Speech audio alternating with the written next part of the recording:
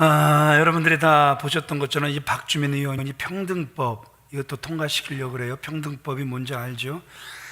미국에서 온 자매들도 형제들도 평등법이라는 이 단어가 너무너무 좋아서 그거 다 받아들였다가 지금은 어떻게 됐어요? 다 무너졌죠. 그래서 이제 그 남자가 남자를, 여자가 여자를, 또 남자가 여자라고 해도 여자가 남자라고 해도 막을 수 없는, 오히려 그것을 막았다가는 오히려 학교에서 파면당하는 이러한 일까지 이제 그 지난주 제가 새벽에도 말씀을 드렸을 거예요. 자, 근데 이 박주민 의원이라는 사람이 이걸 또 발의를 한 거예요. 여러분, 100가지를 잘 하더라도 한 가지 하나님이 싫어하시는 짓을 하면 그 사람은 망할 놈입니다. 하나님이 싫어하시는지 알면서도 그 짓을 하는 사람들은 진짜 망해야 될 놈들입니다. 근데 계속해서 우리의 자녀들에게 그런 일이 절대 일어나서도 안 되는데 이제 학교 교육, 사학법까지 그들이 이제 막아서고 있고, 그래서 이제 교사 다 임용 자기들이 다 하겠다고 지금 난리를 치고 있고. 근데 여러분, 이걸 알면서도 우리가 못 막아내면 우리가 하나님의 백성이라고 말할 수 있습니까? 없습니까? 하나님이 죽이라고 할 정도로 싫어하시는 것 막아내야 되겠습니까? 막아내야 되겠습니까? 저는 새벽마다 기도합니다. 하나님, 목사 6만 명만 정신 차려도 6만 명, 사모 6만 명만 정신 차려도 12만 명, 부교역자 한 분만 정신 차려도 18만 명. 그렇죠? 거기다가 장로님들, 권사님들, 안수집사님들, 기도하는 분들, 여러분 몇 분씩만 교회에서 일어나 주시면 50만, 100만 쉽게 가는 겁니다. 그런데 이걸 못 막아낸다면 우리가 하나님 앞에 섰을 때 얼마나 여러분 부끄럽겠습니까? 그러니까 이번 토요일 안에 그냥 홈페이지 안으로 들어오시든 아니면 제가 다 뿌려드릴게요. 여러분들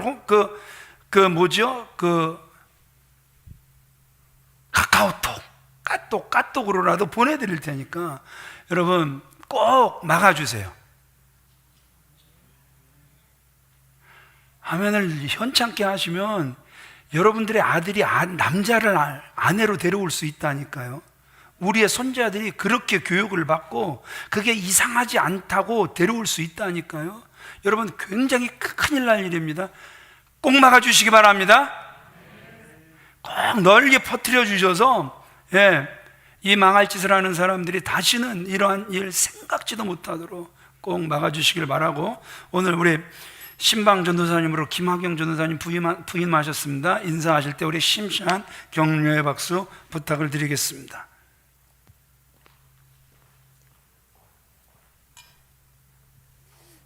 할렐루야, 반갑습니다. 김학영 전도사입니다.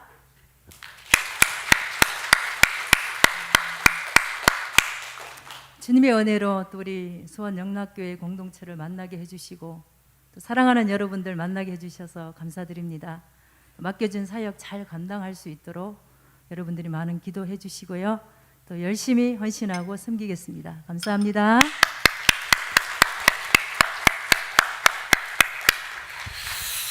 말씀으로 들어가겠습니다. 남편감을 파는 백화점이 있었어요. 노고를 파는 남편감. 이 백화점에 가면 남편감을 마음대로 고를 수 있는 거예요. 그런데 단 규정이 하나 있는데 다시는 거쳐왔던 계단으로 돌아갈 수는 없다라는 거예요. 두 처녀가 남편을 사러 그 백화점에 왔습니다. 1층에 가보니까 직업이 있고 그 자녀들을 좋아하는 남자들이 있는 거예요. 와, 괜찮네. 우리 2층도 올라가 보자. 2층에 올라갔더니 이게 웬일입니까? 돈 잘 벌고 아이들 좋아하고 거기다 잘생기기까지 했네요. 이야, 이거 굉장히 괜찮은데, 이야, 대단하다, 좋다, 야, 잘 왔다. 우리 3층 올라가 보자. 3층에 올라가 보니까 이게 웬일입니까? 돈 잘 벌지, 아이들 좋아하지, 잘생겼지, 집안일까지도 잘하는 거야. 한 층만 더 올라가 보자. 한 층만. 4층에 올라갔더니 이게 웬일입니까? 돈 잘 벌지, 아이 좋아하지, 잘생겼지, 집안일 잘 도와주지, 거기다가 로맨티스트예요. 야, 5층에 올라가면 이거 난리 이런 난리도 없겠다. 막 어마어마한 상상을 하면서 5층에 올라갔어요. 그랬더니 5층엔 비어 있음. 만족을 모르는 당신, 출구는 왼편에 있으니 계단을 따라 내려가시기 바람. 자, 인간의 욕심의 끝, 이건 어딜까요? 정말 그 욕심이 끝이 없어요. 처음에는 다 자기들 이 정도면 하나님 감사하고 장가가고 시집가겠습니다. 그런데 막상 그런 사람이 나타나면 또 더 나은 사람을 이렇게 또 기다리게 되는, 찾게 되는 이러한 모습들을 우리가 보게 된다는 것이죠. 자, 오늘 본장은 이런 거죠. 다윗이 세바의 구테타를 제압하는 그러한 장이죠. 이제 이 본장은요, 11장에서 시작된 다윗의 죄가 뭐였죠? 밧세바의 죄였죠. 이 밧세바를 범한 죄로 인해서 그 여인 한 명 욕심 부렸다가 다윗이 얼마나 큰 일을 당했는지 우리는 너무나도 잘 알고 있죠. 그런데 다행인 것은 시작이 있으면 뭐가 있다? 끝이 있다라는 것이죠. 이 20장은 그 끝을 우리에게 보여주고 있는 거예요. 오케이 강자매 드디어 끝내 막을 내렸어요. 아주 해피엔딩으로 막을 내렸어요. 그러면서 그들이 뭘 보여주고 끝냈죠? 이제 코로나 마스크 벗으니까 너무너무 좋다. 그 긴 코로나의 터널도 반드시 끝이 있을 것이다. 희망적인 그런 메시지를 보여주면서 그 막을 내렸죠. 여러분, 오늘 이 말씀을 통해서 욕심에 대해서 우리가 함께 살펴보고자 하는데요. 첫 번째, 누구의 욕심이 나오냐 하면 세바의 욕심이 우리에게 보여지고 있습니다. 이제 압살롬의 반역을 이제 제압을 했습니다. 그런데 참 이 환란의 끝, 이 어려움의 끝이 안 보이는 것 같아요. 또 세바라는 사람이 또 반란을 일으켰단 말입니다. 다윗이 예루살렘으로 돌아오는 길에 이제 길갈에 멈추게 됩니다. 그때 남쪽 유다 지파와 북쪽 10지파 사이에 심각한 분열이 일어납니다. 다윗이 예루살렘으로 돌아오는 길을 누가 주도적으로 이끄냐 하면 유다 지파가 주도적으로 그 다윗의 이제 그 예루살렘으로 돌아오는 길을 인도합니다. 우리 사무엘하 19장 오늘 본장 40절 읽어보겠습니다. 시작. 왕이 길갈로 건너오고 기맘도 함께 건너오니 온 유다 백성과 이스라엘 백성의 절반이나 왕과 함께 건너니라. 자, 사촌이 땅을 사면 어디가 아프다? 배가 아프다. 왜 배가 아파요? 남이 잘 되는 걸 안 보고 싶다, 안 보고 싶다? 안 보고 싶죠. 지금 유다가 지금 그 다윗이 다시 궁으로 돌아오는, 그래서 그 유다가 앞장서는 꼴을 지금 이 10지파는 보고 싶지 않은 거예요. 그래서 이 북쪽 지파 10지파가 시샘을 하죠. 41절 같이 읽어보겠습니다. 시작. 온 이스라엘 사람이 왕께 나와 왕께 아뢰되 우리 형제 유다 사람이 어찌 왕을 도둑하여 왕과 왕의 집안과 왕을 따르는 모든 사람을 인도하여 요단을 건너가게 하였나이까 하매. 자, 지금 그들 입에서 이게 나올 말입니까? 나와서는 안 될 말입니까? 나와서는 안 될 말이죠. 지금 그 유다 지파와 백성들이 왕을 도둑한 건 아니죠. 왜 도둑한 건 아닙니까? 그들은요, 한참 전성기 때의 다윗을 따른 것이 아니라 다윗이 아들 압살롬의 반역에 의하여 이제 완전히 쫓겨나서 왕이 신발도 못 신고 쫓겨난, 그러면 그런 사람에게 희망을 못 봅니까? 못 봅니까? 사람이 권력의 자리에 있으면 죽기까지 따라오리, 이런 사람들이 상당히 많을 수 있어요. 그런데 그 권력이 영원할 것 같은데 그 권좌에서 내려오게 되면 내가 언제 그랬냐는 듯이 떠나는 사람들이 한둘이 아니란 말입니다.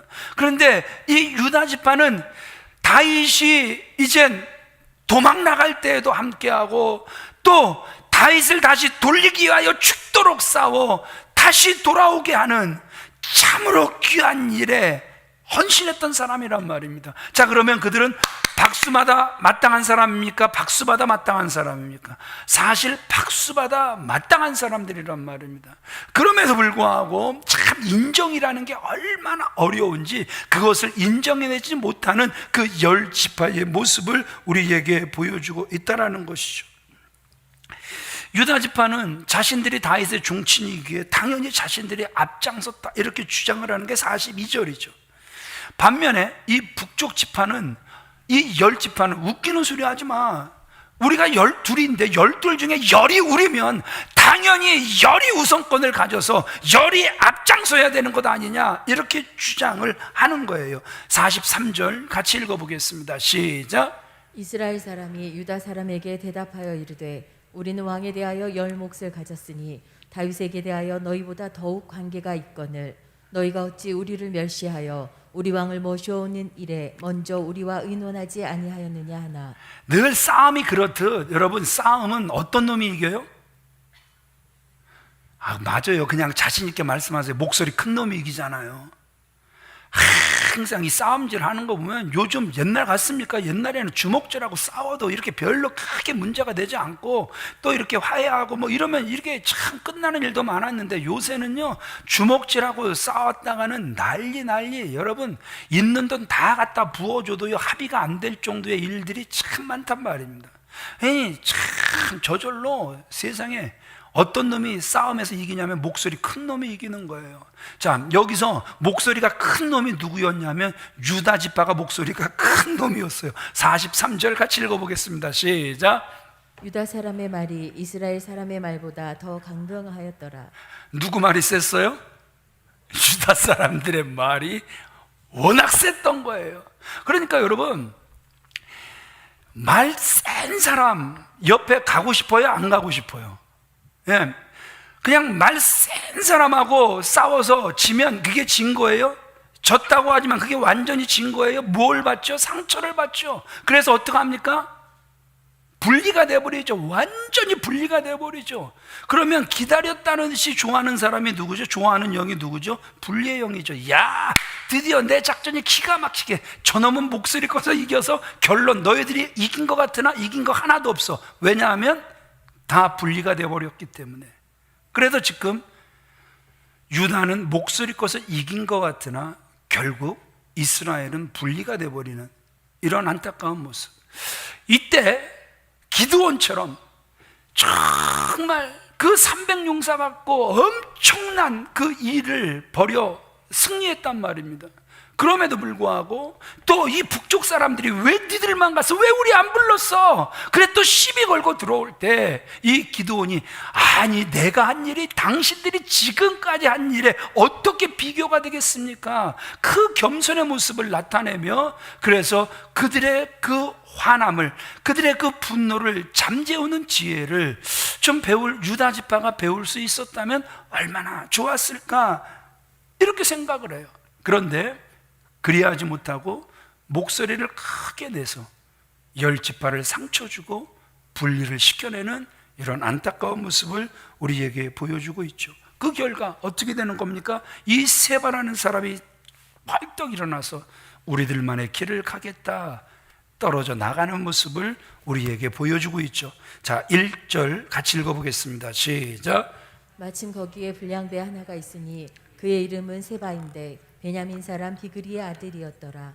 그가 나팔을 불며 이르되 우리는 다윗과 나눌 분깃이 없으며 이세 아들에게서 받을 유산이 우리에게도 없도다. 이스라엘아 각각 장막으로 돌아가라 하매. 결국 이 세바를 중심으로 북이스라엘의 군대가 다윗을 대항하여 또 반란을 일으키는 거예요.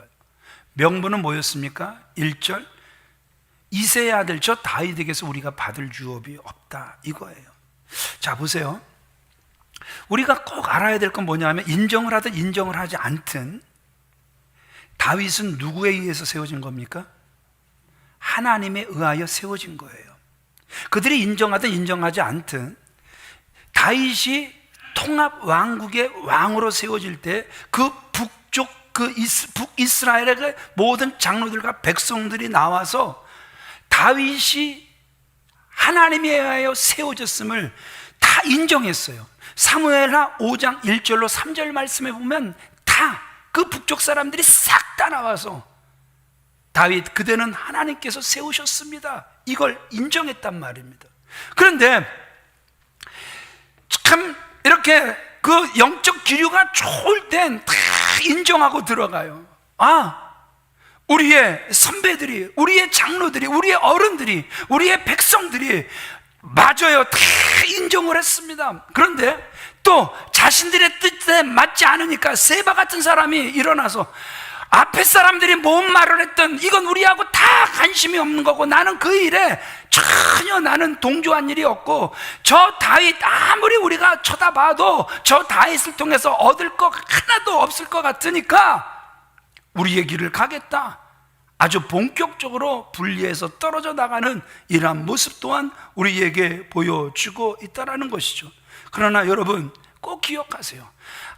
아무리 다윗과 내가 관계가 없다 할지라도 이미 하나님은 그 남과 북을 하나로 묶어 주셨는 줄 믿으시면 아멘 하시기 바랍니다. 아무리 분리의 영이 발광을 했다 할지라도 하나님은 하나로 묶어 주셨지 그것을 둘로 나누신 적이 없다라는 것이죠. 세바의 반란의 목적 여러분들이 보시지만 맞았습니까? 틀렸습니까? 틀렸단 말입니다. 그러기에 그 반란이 성공하든 실패하든 결론은 이미 틀린 거란 말입니다. 우리가 정말 무엇인가 하고 싶다면 그 목적이 하나님께서 기뻐하시는 일인가, 하나님이 기뻐하시지 않는 일인가, 이 정도는 우리가 기본적으로 살필 수 있어야 한다는 것이죠. 하나님이 기뻐하시는 일을 하고자 한다면 그것이 실패한다 할지라도 이미 그 일은 의미 있는 일이 될 것이고, 하나님의 뜻과 상관없이 다른 목적으로 일을 하고 있다면 그 일이 성공한다 할지라도 그 일은 하나님과 전혀 관계없는 그러한 일이 되어 버릴 거란 말입니다. 그래서 그렇게 살아내는 인생은 결국 헛된 인생이 되어 버릴 것이라는 것이죠. 그런데 세바 보세요. 유다 지파와 북이스라엘 지파를 분리시켜 결국 쿠데타를 일으켰습니다.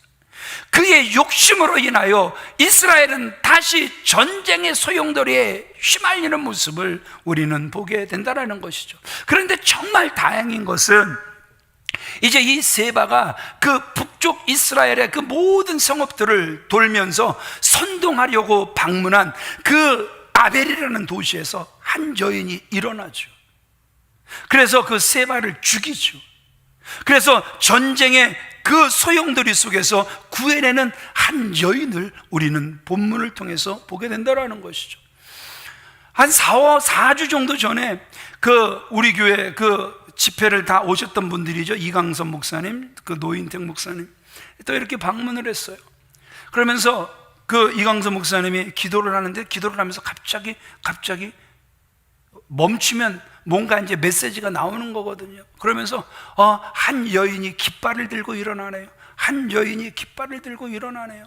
오늘 이 본문을 준비하면서 그래, 한 여인, 진짜 한 여인, 이 나라에 이런 세바의 반란을 잠재울 수 있는 한 여인, 여러분들의 직장과 사업장에 이 세바 같은 그러한 인물을 잠재울 수 있는 한 여인, 하나님의 교회 안에 계속해서 분리를 일으키고 그래서 하나님의 뜻을 무너뜨리는 그 세바 같은 사람을 잠재울 한 여인. 그래, 교회마다 이 시대에 그 여인이 필요하겠다. 그래서 요즘은요, 제가 여성분들만 보면 이분이 그분일까, 저분이 그분일까 계속해서 살피는 거예요. 그냥 평소와 다르게 그런 눈을 뜨고 계속해서 저는 주의 깊게 하나님, 이 땅에도 하나님의 교회들마다 하나님 이런 여인들이 일어나게 하여 주시옵소서. 많은 전쟁을 하는 우리가 한번 살펴보자고요. 리더들의 욕심에 의하여 영문도 모른 채 그냥 싸우다 죽는 사람들이 정말 많잖아요. 나라의 싸움도 교회의 싸움도 서로 자기께 맞다고 주장하며 싸우는 거예요. 그런데 여러분, 그렇게 주장하며 싸우는 사람들은 상처도 안 받아. 아무리 난리가 나도 멀쩡해. 그런데 다치는 사람들을 보세요. 어떤 사람들이 다치고 있는가? 믿음이 약한 사람들이 다치고 있다라는 거예요. 어떻게 해서든 일어날 수 있는 사람들은 다치지도 않아요. 그런데 항상 다치는 사람들을 보면 정말 잘 성장할 수 있는 그 사람들이 한번 꽃도 피워보지 못한 채 상처를 입고 쓰러지게 되는 이런 안타까운 모습들을 보게 된다는 것이죠. 정말 나라마다, 교회들마다, 직장마다, 사업장마다 그 죄를 어떻게 감당하려고 그러는지 모르겠다라는 것이죠. 우리 야고보서 1장 14절로 15절 말씀 같이 읽어보겠습니다. 시작. 오직 각 사람이 시험을 받는 것은 자기 욕심에 끌려 미혹됨이니 욕심이 잉태한즉 죄를 낳고 죄가 장성한즉 사망을 낳느니라. 왜 사람이 시험을 당하는가? 오늘 성경 야고보서는 명확하게 말씀을 하죠. 자기 욕심에 끌려 미혹돼서 시험에 든다. 욕심이 잉태하면 반드시 그 욕심은 죄를 낳게 되고, 죄는 계속해서 성장력이 있어서 나를 어디까지 성장시키냐 하면 하나님의 길로, 하나님의 마음으로 성장시켰으면 좋겠는데 사망의 길로 나를 성장시킨다. 오늘 분명히 우리에게 말씀을 해주고 있다라는 것이죠. 그러기에 오늘 우리가 이 사무엘하 20장의 말씀을 보면서 욕심은 모양이라도 버려야 되겠구나, 죄는 모양이라도 끊어내야 되겠구나, 다시 한번 도전받을 수 있는 저와 여러분들이 다 되어주시길 우리 주 예수 그리스도의 이름으로 축원을 드립니다. 또 한 사람, 또 욕심에 이끌리는 사람이 누구냐 하면 요압이라는 사람이죠. 항상 요 앞에서 항상 반란을 꿈꾸는, 자기의 뜻을 펼쳐가는 그 요압이라는 사람이 또 등장을 하죠. 그 요압이 무슨 짓을 합니까? 다윗이 군대 장관으로 세운 아마샤를 죽이는 사건이죠. 이제 다윗은 세바의 그 반란을 조기 진압하고 싶어 합니다. 그래서 자신이 새로 세운 군대 장관 아마사에게 그 구테타를 진압하라고 보내죠. 사무엘하 17장 25절 말씀에 가서 보면 그 아마사가 누구냐 하면 그 압살롬의 아버지를 그 배반하여 그 구테타를 일으킬 때 군대 장관으로 세운 사람이 아마사예요.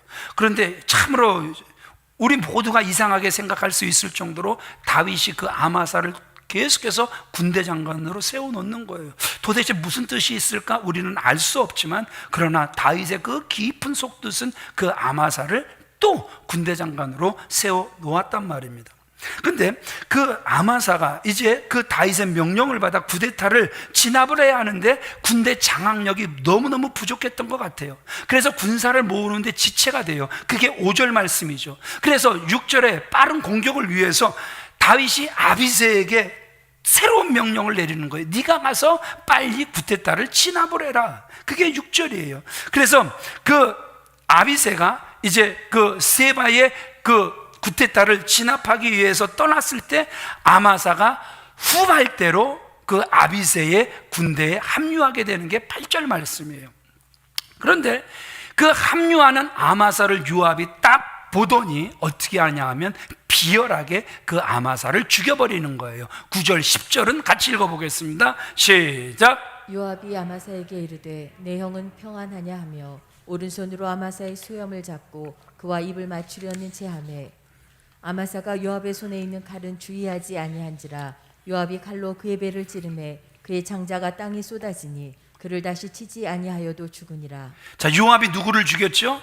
아마사를, 군대 장관을 죽인 거예요. 그런데 욕심은 죄를 낳고 죄는 장성해서 사망을 낳는데 참 이건 특이하게 그 요압의 죄가 드러나지 않고 묻혀지는 것 같아요. 아무 문제가 없이 지나가죠. 그래서 다윗도 다시 그를 누구로 임명하냐 하면 군대 장관으로 임명을 합니다. 그런데 여기서 끝났으면 죄 짓고 살아도 문제 전혀 없겠죠.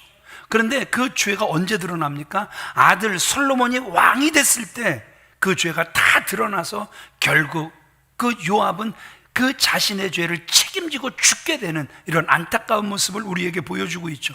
우리 열왕기상 2장 32절 말씀을 같이 읽어보겠습니다. 시작. 여호와께서 요압의 피를 그의 머리로 돌려보내실 것은 그가 자기보다 의롭고 선한 두 사람을 쳤음이니 곧 이스라엘 군사령관 넬의 아들 아브넬과 유다 군사령관 에델의 아들 아마사를 칼로 죽였음이라. 이 일을 내 아버지 다윗은 알지 못하셨나니. 여러분, 기가 막히게 자신의 죄가 감춰진 줄 알았죠. 그래서 자기도 자신이 지은 죄를 싹 다 잊을만 했죠. 그런데 여러분, 죄는 감춰지는 것이 아니라 죄는 반드시 드러나게 돼 있음을, 우리가 안 드러내도 하나님께서 드러내심을, 다윗이 속아도 그 다음 때에서 그 죄는 반드시 드러나게 돼 있음을 오늘 성경이 우리에게 보여주고 있다면, 여러분 따라합시다. 모든 죄에는 책임이 따르더라. 그 죄의 책임은 반드시 지게 될 것이니까 여러분, 하나님께 맡길 수 있는 저와 여러분들이 다 되어지시길 우리 주 예수 그리스도의 이름으로 축원을 드립니다. 욕심에 속지 말아야 되는 거예요. 많은 사람들이 욕심을 부리면서도 욕심이 아니래요. 이건 열심이래요. 이건 진리라고 착각을 합니다. 분명 욕심인데 당사자는 욕심이 아니라고 하는 거예요. 다른 사람은 다 욕심이라고 하는데 나는 욕심이 아니라고 하는 거예요.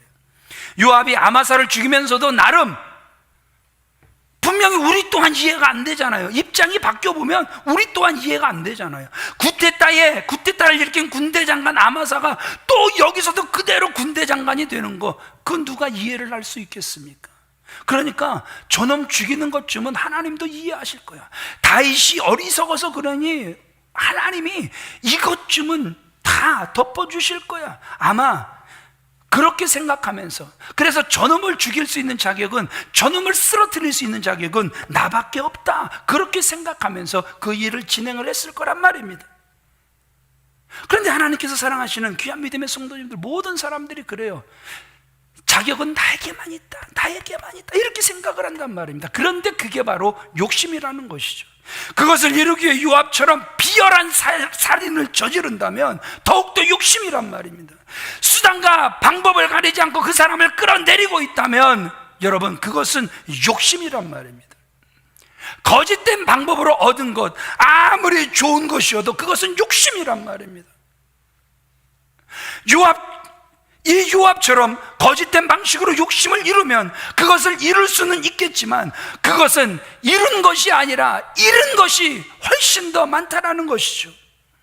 오늘 요압 분명히 얻은 것 같지만 아마사를 죽인 죄에 대해서 책임지고 있는 그 죄값을 치르는 모습을 우리는 보게 될 것이란 말입니다.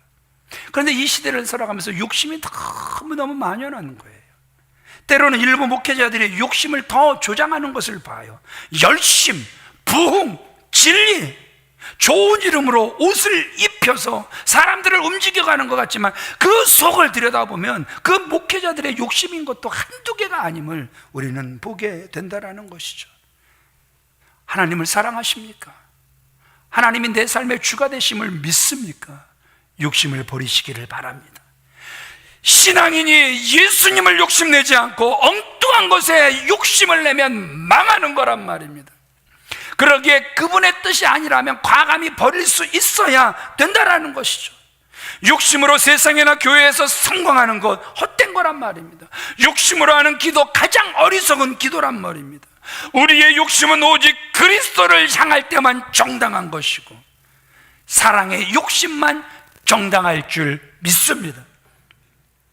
오늘 또 누구의 욕심이 나오냐 하면 다윗의 욕심이 나오죠. 다윗이 언제 욕심을 부렸습니까? 이렇게 말할 수 있겠지만 여러분, 그러나 사무엘하 전체 24장으로 되어 있죠. 아까도 말씀드렸죠. 11장부터 오늘 본장 20장까지 다 여러분 뭐의 결과예요? 욕심의 결과거든요. 어떤 욕심? 한 여인 남의 부인을 욕심 부렸던 결과가 오늘 이렇게까지 아팠다라는 사실을 우리에게 보여주고 있는 것 아닙니까? 사무엘하는 다윗의 왕권 그리고 통치에 대한 이야기죠. 그 통치에서 가장 많은 부분을 차지하는 11장에서 20장까지의 이야기가 그의 간음과 그 간음의 여파로 겪은 징벌 성격의 사건을 우리에게 자세하게 기록하고 있다는 것이죠. 이스라엘 역사상 가장 위대한 왕이요, 신앙의 역사에 있어서도 가장 모범적인 왕이었고 훌륭한 신앙인이었던 다윗의 가장 왕성한 시기, 죄송하지만 죄에 대한 이야기로 가득 차 있음을 우리에게 보여주고 있다는 것이죠. 11장에서 20장까지 말씀을 저와 여러분들이 살피시면서 얻는 결론이 무엇입니까? 죄는 얼마나 처절한 결과를 가져오는지 우리에게 보여주고 있단 말입니다. 그래서 이 죄에 대해서 얼마나 진지하게 생각하고 이 죄와 치열하게 죽기까지 싸워 이겨내야 되는지를 우리에게 보여주고 있다는 것이죠. 우리가 흔히 다윗의 간음 이야기를 하면서 오히려 우리는 합리화를 시키려고 하죠. 다윗과 같이 저 위대한 하나님의 사람도, 다윗 하나님의 마음에 합했던 사람도 저 간음이라는 죄에 무너지는 것을 보는데 우리라고 무너지지 말라는 법이 있습니까? 오히려 그 다윗을 통해서 위로를 받으려고 하는 황당한 말들도 듣게 된다는 것이죠. 성경을 몰라도 여러분 너무 모르잖아요. 사무엘아, 다시 말씀드리지만 죄가 얼마나 처절한 대가를 치르는지 말씀하고 있는 거란 말입니다. 그래서 이 말씀을 읽는 독자들로 하여금 죄는 반드시 끊어내라, 욕심은 반드시 끊어내라, 지금 우리에게 이렇게까지 교훈하고 있는 거란 말입니다. 오늘날 우리 주변에 죄 용서에 대해서 너무너무 쉽게 생각하는 분들이 많습니다. 근데 여러분, 우리가 아시듯 그 죄 용서가 쉬웠습니까? 아니요. 우리가 잘 알잖아요. 그리스도의 대속이 대가였단 말입니다. 그런데 사람들은 자신들의 피가 아니라 예수 그리스도의 피라고 너무너무 쉽게 생각하는 안타까운 모습들을 보게 된다는 것이죠. 보세요. 죄의 결과는요, 다윗처럼 자신이 직접 겪어야 되는 경우도 있죠. 그래서 세 아들이 죽죠. 그래서 백성들 앞에 부끄러움을 당하게 되죠. 아들이 반란을 일으키죠. 신하가 또 반란을 일으키죠. 바로 자기가 당하는 것도 있어요. 그런데 여러분, 므낫세가 그렇게 우상백화점을 만들고 그래서 그 유다의 그 심판을 자초하죠. 그런데 그 인간이 정신 차리고 회개하니까 그때 심판은 일어나지 않지만 그 심판이 계속 밀리죠. 요시야가 그렇게 선정을 베풀었어도 그 므낫세의 죄로 가려지죠. 여호야김, 여러분, 시드기야 계속해서 이 므낫세의 그 죄가 싹 가리죠. 하나님이 그들을 살리려고 순종하라고 하지만 끝까지 반항을 하면서 망하는 길로 가죠. 내가 안 당한다고 끝나는 것이 아니라 그 죄는 정가돼서 우리의 자손들에게까지 그 죄가 대물림하는 이러한 모습도 우리는 분명히 보게 된다라는 것이죠. 하나님께서 사랑하시는 귀한 믿음의 성도님들, 다윗 안에서 일어났던 한 여인에 대한 욕심이 얼마나 많은 것을 잃게 했는지 우리에게 보여주고 있다는 것이죠. 말씀을 정리할게요. 결혼 30주년을 맞이한 부부가 있었어요. 60세 부부가, 동갑내기 부부가 있었어요. 결혼 기념일에 천사가 짠 나타나서 소원을 말해봐. 이거 웬일입니까? 막 이제 째졌습니다. 아내가 먼저 말을 합니다. 그동안 워낙 가난하게 살아서 여행이라는 걸 한 번도 못 해봤는데 세계 여행 한번 해봤으면 정말 좋겠습니다. 그러자 천사가 항공권하고 여행 경비를 바로 주는 거예요. 얼마나 신납니까? 그것을 옆에서 지켜보고 있던 남편, 의미심장한 미소를 살짝 짓더니 천사에게 이렇게 이야기를 합니다. 천사님, 나보다 30살이 어린 아내와 살게 해주세요. 30살. 그러면 30살짜리 젊은 여자가 쫙 나타나겠지. 회심의 미소를 지으면서 이제 천사가 일할 것을 딱 기다립니다. 그 말에 천사가 두 분이 그동안 열심히 살아서 드리는 혜택인데 소원을 안 들어드릴 수도 없고, 하여튼 원하신다면 그 소원을 들어야겠지만 참 이상한 소원도 다 있네요. 그러면서 소원을 쫙 이루어 주는데 60살 난 아내는 그대로 있고 자신 안에 변화가 일어나는데 지놈이 90살 폭삭 늙은 할아버지가 돼버렸네. 하나님께서 사랑하시는 귀한 믿음의 성도님들, 지금 우리에게 무엇을 말씀해 주고 있는 것입니까? 분수를 모르는 사람의 욕심이 얼마나 허망한지 이것을 우리에게 깨닫게 하는 거예요. 얻는 것보다 잃는 게 훨씬 더 크다라는 사실을 지금 우리에게 보여주고 있다라는 것이죠. 우리 잠언 5장 18절 말씀 한번 따라해 볼까요? 젊어도 취한 아내를 즐거워하라. 젊어서 취한 아내를 즐거워하라. 여러분, 어떻습니까? 우리들의 아내가 그 젊었을 때 모습이 그대로 있습니까? 시집 오기 전에 모습이 그대로 있습니까? 아니죠. 너무나 많이 변했죠. 그러니까 제가 전에 말씀드렸잖아요. 우리가 한때 그 감림산 기도원 버스 계속 내려가고 하여튼 한 300~400명 우리 그 드레스대에서 다녀왔잖아요. 근데 어느 날은 이제 토픽인가 이걸 끌고 이렇게 갔는데 꽉 차서 갔죠. 돌아오는 길에 오산에서 전화가 왔어요. 어떤 그 자매가 자기 남편이 그 드레스디아스 참여했는데 좀 오실 때 오산에도 좀 내려주라는 거예요. 그 부탁을 거절할 수 없었던 게 그 자매가 우리 교회 출신이었고 청년부에도 참 열심히 일하던 그러한 정말 예쁘장하고 사랑스럽고 참 남자라면 한번 하나님 주시옵소서 욕심을 부려볼 만한 그러한 그 자매였어요. 근데 그 자매가 그 남자를 만나 시집을 간 거예요. 야, 저놈은 복도 많다 이렇게 많은 남자들이 생각했을 거예요. 근데 그 드레스디아스에서 은혜를 듬뿍 받고 거의 이제 뭐 안성인가 이렇게 거기에 와서는 저한테 목사님 상담 좀 해도 될까요? 그 달리는 차 안에서 세상에 소리도 잘 안 들리는데 상담을 하겠대요. 그래 뭐예요? 그랬더니 세상 집에 들어가기가 싫대요. 왜 집에 들어가기가 싫으냐 그랬더니 집에 들어가기 싫은 이유를 나열을 하는데 첫 번째, 아내가 너무 많이 변했대요.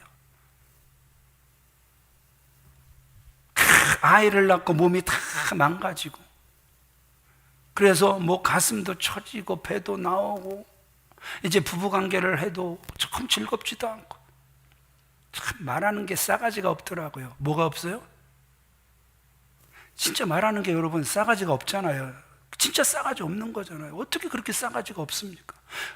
그 사랑스러웠던 여인이 진놈 만나서 진놈이 씨를 지고 내 아들 놔둬 내 아들 놔둬 내 아들 놔둬 그래갖고 세상에 진놈 아들 놔줬더니 세상에 몸 변했다고 세상에 그 집에 들어가기 싫다. 그래서 제가 그랬어요.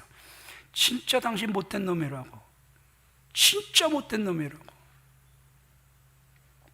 당신을 사랑해서 당신의 가문을 세우기 위하여 그 사랑의 결실을 낳은 결과를 당신은 그따위로 이용하고 있다면 그 자매도 당신 같은 사람하고는 안 사는 게 훨씬 낫겠네.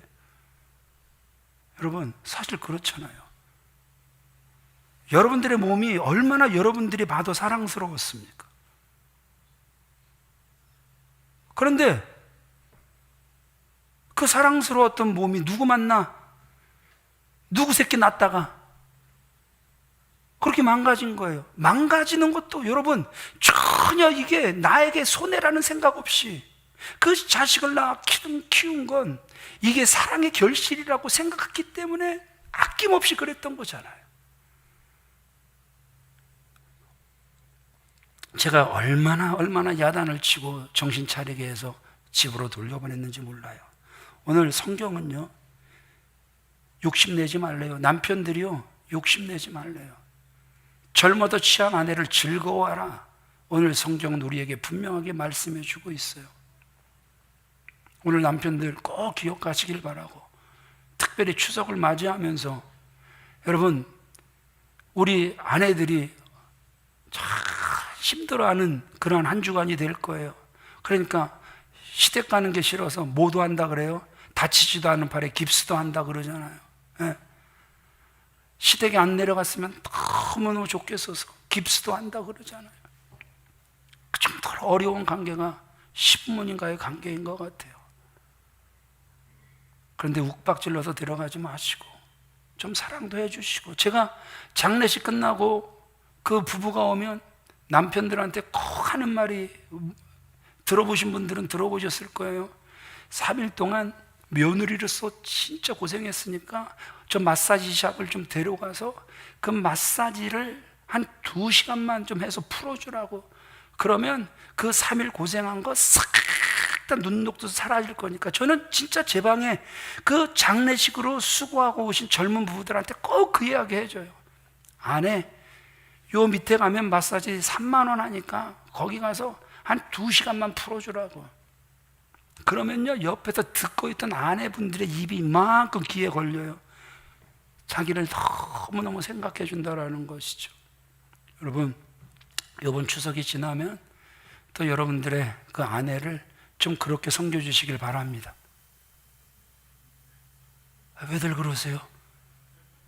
여러분들의 아내를 좀 그렇게 섬겨주시길 바랍니다. 여러분들의 며느리를 좀 그렇게 섬겨주시길 바랍니다. 그래서 내려오는 게, 올라오는 게 정말 즐거울 수 있도록 그렇게 만들어주시는 우리 귀한 성도님들 다 되어주시길 바랍니다. 그러니까 딸이 오면, 아이고, 야, 시댁에서 고생했잖아. 쉬어.